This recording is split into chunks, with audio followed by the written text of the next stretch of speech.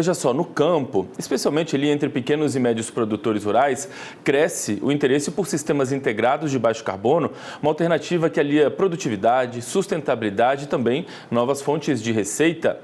Assunto que eu converso agora ao vivo com o gestor executivo de projetos no agronegócio e na pecuária de alta performance, Reginaldo Rocha. Ele está com a gente aqui presencialmente hoje. Primeiramente, muito obrigado pela presença. Seja bem-vindo. Tudo bem, Reginaldo? Eu que agradeço. Tudo bem, e você? Tudo bem com a gente aqui também. Muito obrigado, viu, mais uma vez pela sua participação. Eu gosto sempre de contextualizar os assuntos para quem está nos assistindo, entender exatamente da nossa pauta.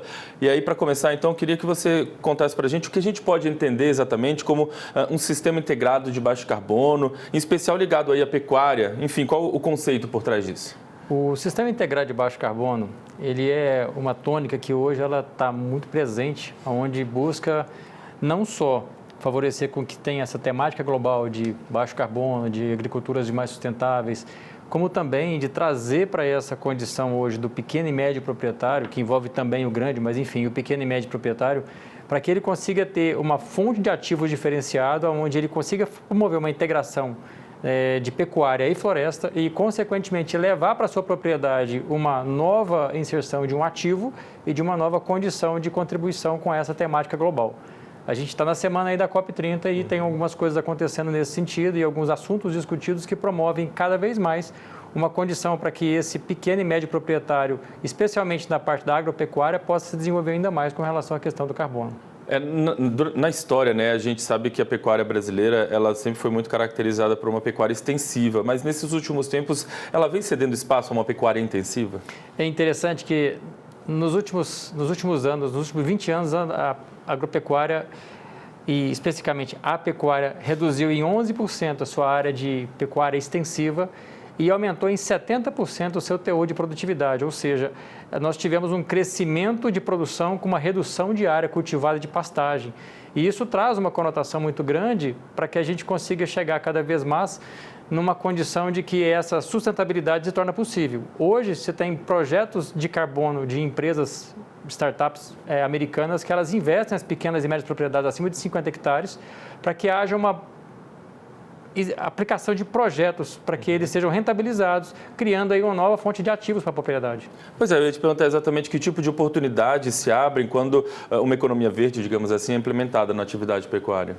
Abre-se um novo viés de implementação, porque além da propriedade, ela desenvolver já uma atividade da pecuária e ela está migrando isso para um confinamento ou para um semi-intensivo, ela tem essa ociosidade de áreas que às vezes não são áreas possíveis de um plantio de lavouras, de grãos e tudo mais, mas ele pode fazer um plantio da silvicultura, plantio de árvores, dentro de projetos de carbono sustentável, para que ele receba investimento dessas empresas americanas e, consequentemente, ela consiga estar cada vez mais e melhor posicionado no segmento da propriedade, inclusive com a questão de rentabilidade.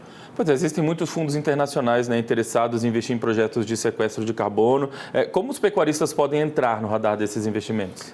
Olha, um fator preponderante para que ele entre no radar é ele estar com a propriedade rural dele regulada e documentada. Então, é uma vertente que nós desenvolvemos hoje também de regularização fundiária, que é um assunto interessantíssimo que assegura uma questão de governança corporativa, compliance ambiental e, consequentemente, quando ele tem uma estrutura já da propriedade dele documentalmente adequada, ele se torna elegível para a captação desses fundos nessas empresas e nessas vertentes que estão focando nessa questão do carbono, especificamente no Brasil, em razão da questão territorial.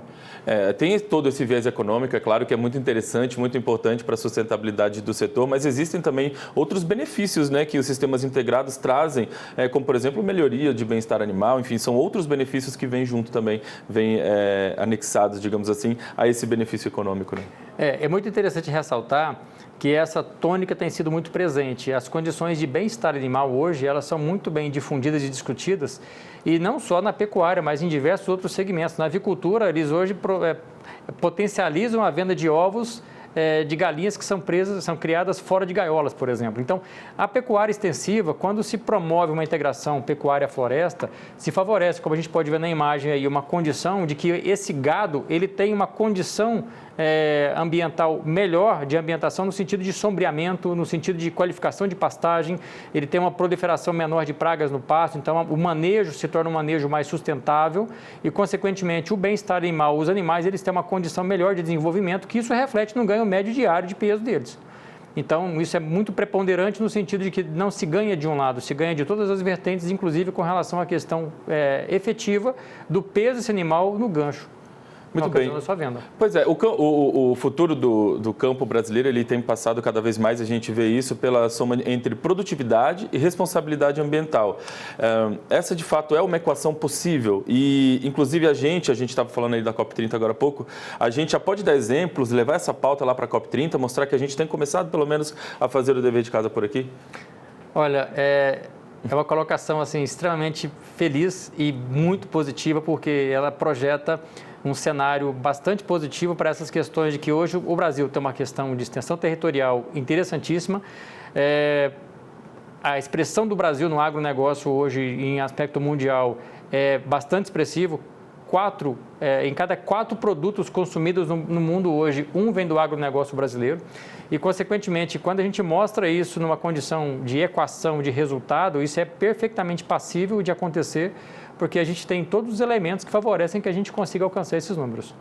Muito bem. E qual a sua expectativa em relação a aproveitar a sua oportunidade da sua participação por aqui, do Brasil? Qual a sua expectativa da participação do Brasil, do agro brasileiro lá na COP30? As discussões, de fato, entre os setores começam hoje. Sua expectativa é positiva para o que vai ser debatido por lá?